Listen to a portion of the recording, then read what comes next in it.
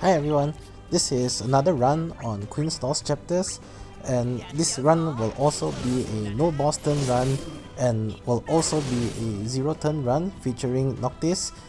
I mainly wanted to do this because I have Noctis Green and his ultimate weapon as well, also at 1 out of 5 ultimate weapon realization.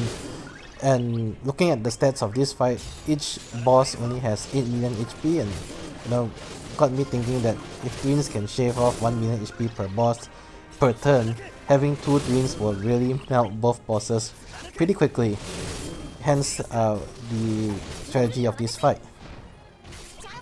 The biggest challenge, I guess, just comes from the Lufenia orb, which only has 10 count at the start, and in a no enemy turn run you need to kill off the bosses before the orb ticks down to 0, and that's where Selphie comes in. So Selphie's only role on this stage is to hypercharge the summon meter so that you can pop summon and have the extra breathing room to burst down the bosses before the orb ticks down to 0.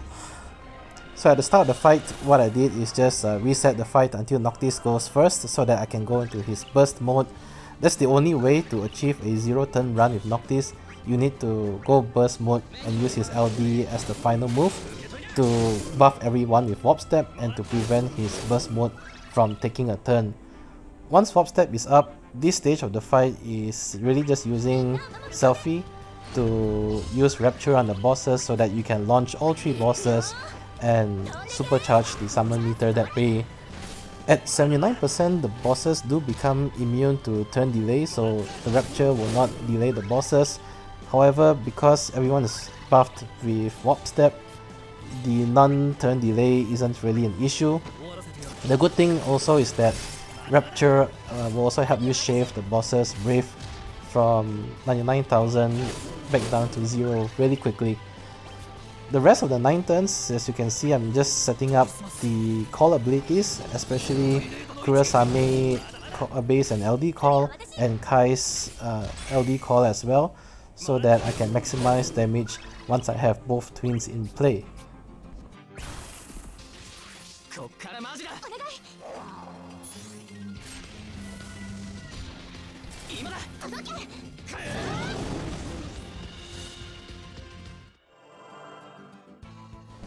So setup is pretty much complete. I also used a Jack LD call just for the defense down, and here I was actually thinking what to do. I was debating swapping out Noctis here, either him or Selphie, but I decided to swap Selphie out in the end, mainly because I could still do the off-turn damage with Noctis BT effect, and if I need to, I can apply Warpstep one more time and have one more turn after summon to finish off the bosses if I really need to. So here, since the orb count is at 2 and Noctis still has one more turn of Warpstep, I decided to just go into his BT plus here just for an extra bit of damage before I pop summon.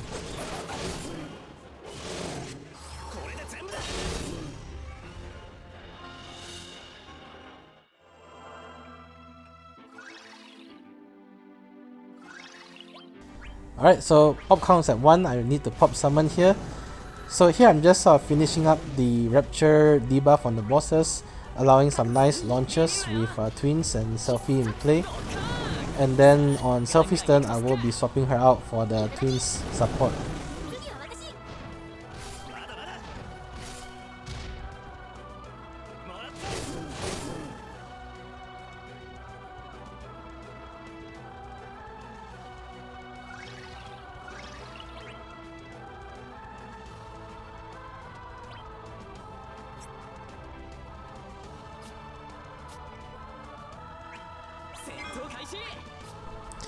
So bosses have around 40% plus HP left, which equates to 3 million or so HP, or 3 million plus HP, I guess. So I still have a couple of turns left in summon mode, so this should be a pretty comfortable finish.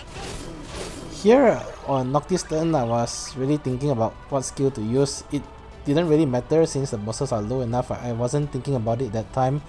I was thinking of using Shooting Star here so that I can use Shooting Star plus the next turn.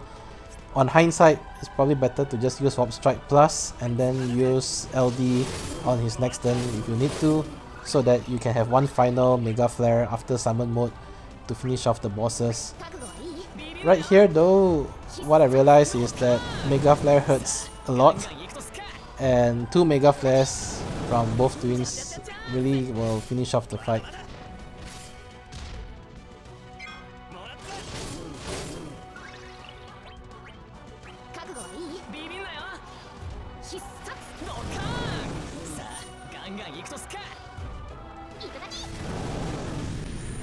And that's it for this run.